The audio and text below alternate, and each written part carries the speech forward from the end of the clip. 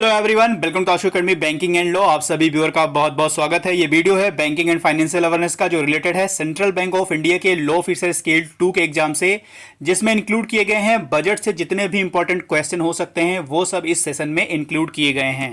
Video को आप enjoy करिएगा, कई बार देखिएगा और नोट्स भी बनाकर इन प्रश्नों को आप लर्न कर सकते हैं। तो चलिए विदाउट डिले इस वीडियो को शुरू करते हैं। वीडियो शुरू करने से पहले वीडियो को लाइक कर दीजिएगा, अपने दोस्तों के साथ शेयर कर दीजिएगा और अगर आज आप चैनल पर नए, चैनल को सब्सक्राइब जरूर करिएगा। Union finance and corporate affairs minister Shrimati Nirmala Sitharaman presented the union budget in parliament on फरवरी 1, 2023। तो ये जो बजट है 2023 और 24 का बजट है, ठीक है। 2023 और 24 का ये बजट है जो प्रेजेंट किया गया था 1 फरवरी 2023 को। दो चीजें हो गई, किसने प्रेजेंट किया था? निर्मला सीतारमन जी ने प्रेजेंट किया था बजट को 1 फरवरी 2023 को। निर्मला सीतारमन जी हैं क्या? Union finance and corporate affair minister हैं निर्मला सीतारमण जी। तो ये आपको बस तीन चीजें पता होनी चाहिए। बजट कब का है? 23-24 का बजट है, 1 फरवरी को प्रेजेंट किया गया था। और किसके द्वारा प्रेजेंट किया गया था? जो हमारी यूनियन फाइनेंस और कॉर्पोरेट अफेयर के मिनिस्टर हैं, यानी मंत्री हैं, श्रीमती निर्मला सीतारमण जी, इनके द्वारा ये प्रस्तुत किया गया था। Who is the chief economic adviser to the government of India? Government of India के चीफ इकोनॉमिक एडवाइजर कौन है? तो वो हैं वी अनंत नागेश्वरन। पूछ लेता है चीफ इकोनॉमिक एडवाइजर कौन है, तो यहां पर आपको पता है वी आनंद नागेश्वरन जो है गवर्नमेंट ऑफ इंडिया के चीफ इकोनॉमिक एडवाइजर हैं। In 2023 and 24 the per capita income had doubled to how many lakh rupees in about 9 year? 1.97 lakh हो गया है। अगर हम बात करते हैं 2023-24 की, तो 2023 और 24 में जो हमारी पर कैपिटा इनकम है, यानी प्रति व्यक्ति आय जो है, वो जस्ट डबल हो गई है। कितने ईयर में? 9 ईयर में, अप्रॉक्स 9 वर्षों में जस्ट डबल्ड हो गई है। और जस्ट डबल्ड होकर कितनी हो गई है?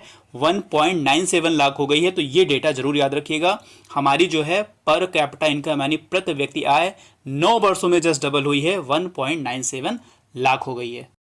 In the last 9 years, the Indian economy has become an economy of what order from the 10th largest economy in the world? यानी अब हमारी जो इंडियन इकोनॉमी है वो 5th लार्जेस्ट इकोनॉमी है इन द वर्ल्ड में।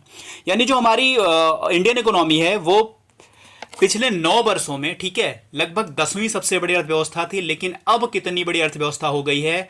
तो ये हो गई है 5वीं सबसे बड़ी अर्थव्यवस्था हो गई है, 5th largest economy in the world हो गई है इंडिया की। What is the total amount provided in the budget under the subsidy? यानी अगर बजट की बात करते हैं 2023-24 का जो बजट है उसकी बात करते हो, तो उसमें सब्सिडी के रूप में कितने रुपए जो है, कितनी राशि, कितना अमाउंट जो है सब्सिडी के रूप में दिया गया है? अमाउंट है 45,03,097 रुपीज। क्या दिया गया है? सब्सिडी दी गई है। पूरे बजट में सब्सिडी के रूप में कितना रुपया दिया गया है? 45,03,097 रुपीज। हम बात करते हैं 2023-24 की बजट की, in which item the maximum subsidy was provided in the budget? तो सबसे ज्यादा सब्सिडी दी गई है फूड पर, यानी खाद्य पर सबसे ज्यादा सब्सिडी दी गई है। कितनी दी गई? इससे पहले वाला प्रश्न था, 45,03,097 रुपीज दी गई है टोटल सब्सिडी। और किस पर सबसे ज्यादा दी गई है मैक्सिमम सब्सिडी? वो दी गई है फूड पर। How many vision have been provisioned in the budget for Amrit period? Which 3 vision have been identified for Amrit period? बात हो रही है जो हमारा अमृत काल है, ठीक है। अमृत काल में कुल कितने जो है विजन दिए गए हैं? तो टोटल 3 विजन दिए गए हैं। कौन से विजन है? पहला ये है, दूसरा ये है, तीसरा ये है। यानी स्पेशल एम्फेसाइज ऑन यूथ, यानी युवा वर्ग पर विशेष बल दिया जाएगा। इंक्रीज इन एम्प्लॉयमेंट जनरेशन, यानी रोजगार सृजन में वृद्धि की बात की गई है। Strong and stable micro economic environment, मजबूत एवं स्थिर वृहद आर्थिक वातावरण की बात की गई। तो ये टोटल 3 हमारे अमृत पीरियड है, यानी अमृत काल हैं। और ये 3 कौन सी हैं? ये तीनों बातें आपके सामने हैं। तो ये तो नंबर पूछा जा सकता है, या तो इनमें से कोई एक ऑप्शन में देकर, जैसे नहीं 1 2 3 करके ऐसे ऑप्शन बना के, और फिर उसके बाद ऑप्शन का ऑप्शन होता है, तो उस तरह के क्वेश्चन आपको प्रोवाइड किया जा सकता है।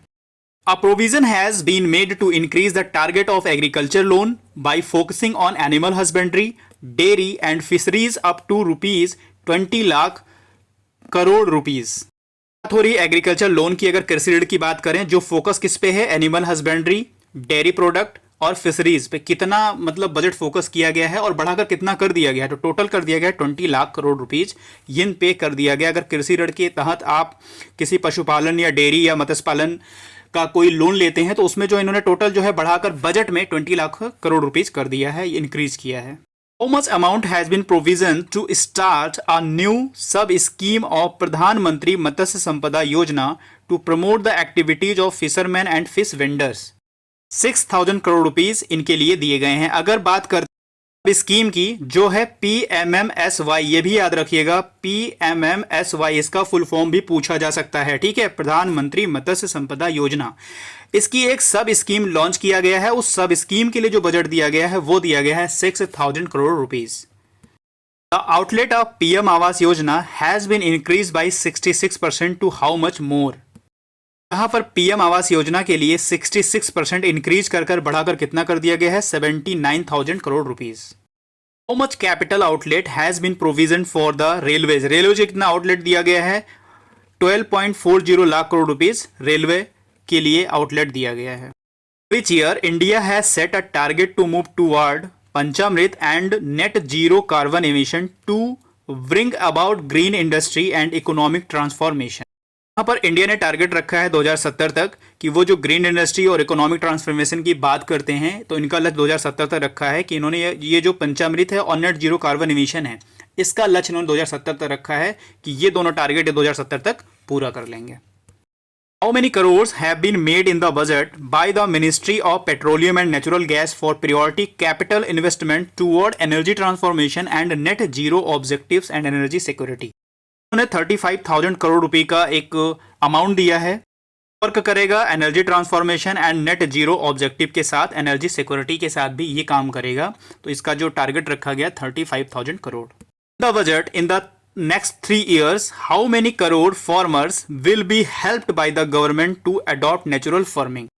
काफ़ी अच्छा ये इनिशिएटिव है और काफ़ी अच्छा प्रोग्राम भी है। तो यहाँ पर लगभग 11 करोड़ जो हमारे फार्मर हैं, उनको जो सेंट्रल गवर्नमेंट है वो एक नेचुरल फार्मिंग के लिए हेल्प करेगी। नेचुरल फार्मिंग के लिए हेल्प करेगी। लगभग जो हमारे 11 करोड़ फार्मर हैं, उनकी नेचुरल फार्मिंग के लिए गवर्नमेंट ऑफ इंडिया उनकी मदद करेगी।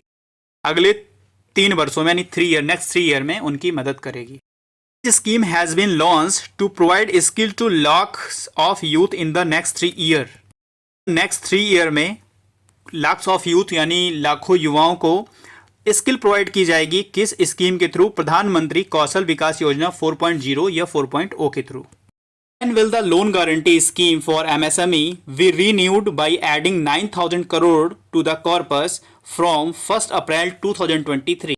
यहाँ पर जो एक गारंटी स्कीम है एमएसएमई के लिए, उसको रिन्यूड किया गया है और उसमें ऐड किया गया है 9,000 करोड़ रुपीस, ठीक है, जो इफेक्टिव होगा 1 अप्रैल 2023 से।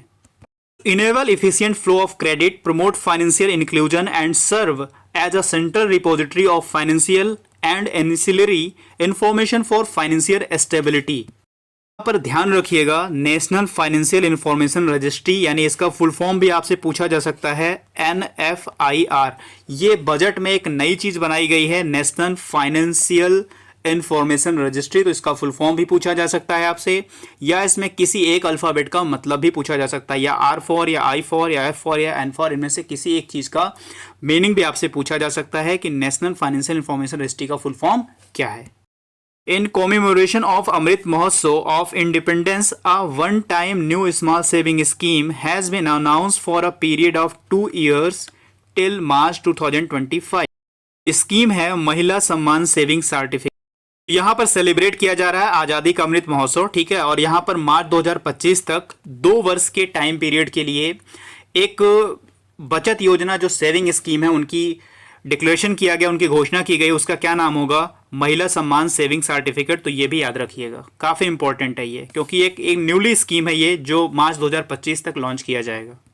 Maximum deposit limit for senior citizen savings scheme has been increase from 15 lakh to 30 lakh.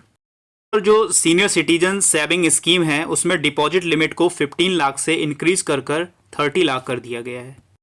How much will the maximum deposit limit for senior citizen monthly income account scheme be increased from 4.5 lakh for single account to 9 lakh and from 9 lakh for joint account to 15 lakh rupees? यहाँ पर अगर हम बात करें senior citizen monthly income account scheme की, जिसमें maximum deposit limit थी पहले 4.5 लाख, उसको बढ़ाकर 9 लाख रुपए कर दिया गया है। और अगर हम जॉइंट अकाउंट की बात करते हैं तो उसमें पहले था 9 लाख, अब उसको बढ़ाकर 15 लाख रुपए कर दिया गया है। In the new personal income tax system, the number of slabs has been reduced to how much by changing the tax structure? है 5 स्लैब्स हमारे जो पर्सनल इनकम टैक्स सिस्टम में है, तो अब जो न्यूली है उसमें 5 स्लैब रखे गए हैं। कहने का मतलब जो new personal income tax system है उसमें जो है अब स्लैब्स हैं उनको रिड्यूस यानी कम कर दिया गया और टोटल अब कितने हैं हमारे, तो अब 5 स्लैब्स हैं जो हमारा new personal income tax system है। According to the budget proposal, standard deduction of how many rupees will be given to the salaried person? 50,000 rupees. इस बार के बजट में ये प्रपोजल रखा गया है कि जो हमारे सैलरीड पर्सन हैं, ठीक है, उनमें जो स्टैंडर्ड डिडक्शन होगा वो कितने रुपीज का होगा, उनका कितना मानक रखा गया है, वो रखा गया है 50,000 rupees. According to the budget proposal, the standard deduction of how many rupees will be given to the pensioners. 15,000 rupees रखा गया है पेंशनर के लिए और सैलरीड पर्सन के लिए रखा गया है 50,000 रुपीज। तो बजट प्रपोजल दिया गया है उसके अनुसार जो पेंशनर होंगे, ठीक है, उनमें स्टैंडर्ड डिडक्शन जो होगा वो कितने रुपीज तक दिया गया है, वो 15,000 रुपीज तक पेंशनर के लिए और 50,000 रुपीज जो दिया गया है वो सैलरीड पर्सन के लिए दिया गया है। In the new tax regime, the highest surcharge rate in personal income tax has been reduced from 37% to what percent for individual earning more than 2 crore? 25% कर दिया गया है 37% से। तो इसमें न्यू टैक्स रिजीम है यानी जो नई कर व्यवस्था है उसमें अगर 2 करोड़ रुपए से ज़्यादा किसी इंडिविजुअल की अर्निंग है यानी वो 2 करोड़ से ज़्यादा पाता है, तो उनमें जो टैक्स डिडक्शन का जो पर्सनल इनकम टैक्स उसमें है तो उसमें 37% पहले था, अब उसका डिडक्शन जो कर दिया गया है 25%, यानी 37 से घटाकर अब 25% कर दिया गया है। Highest tax rate of personal income tax will be reduce from 42.74% earlier, now 39%। ये जो पर्सनल इनकम टैक्स का हाईएस्ट टैक्स रेट था उसको रिड्यूस किया गया है 42.74% से 39% कर दिया गया है। अगर हम बात करें आईएफएससी गिफ्ट सिटी की, कहाँ पर है, तो यह है गुजरात में, ठीक है। इनमें जो टैक्स बेनिफिट ऑन फंड्स हैं, ठीक है, इनके जो पीरियड हैं उनको बढ़ा दिया गया है टिल मार्च 31, 2025 तक। Order to give income tax benefits to startups in the budget, it has been propose to extend the period of their formation from March 31st 2023 to March 31st 2024।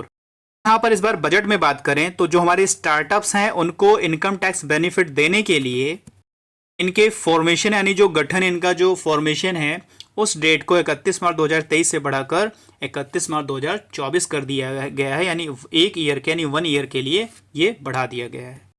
बात किया जा रहा है ई कोर्ट प्रोजेक्ट की, ठीक है, यानी ई न्यायालय परियोजना की बात की जा रही है जिसका 3rd फेज जो शुरू किया जाएगा वो लगभग 7,000 करोड़ रुपीज़ से शुरू किया जाएगा, यानी इसका जो फंड एलोकेशन है वो 7,000 करोड़ रुपीज़ है।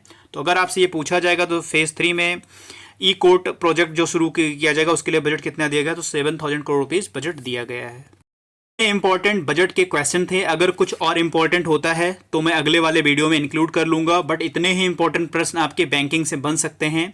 अगर पूछा जाएगा तो इन्हीं में से कोई प्रश्न आपसे पूछा जा सकता है या इन्हीं को ऐड ऑन करके पूछा जा सकता है, बट अगर कुछ भी थोड़ा इंपॉर्टेंट होता है तो मैं और ऐड ऑन कर सकता हूं। तब तक के लिए आप खूब मन लगाकर रिवीजन करिए और दिन रात एक करके अपनी पढ़ाई को जारी रखिए। चलिए मिलते हैं नेक्स्ट वीडियो में। God bless you to all, thank you for watching.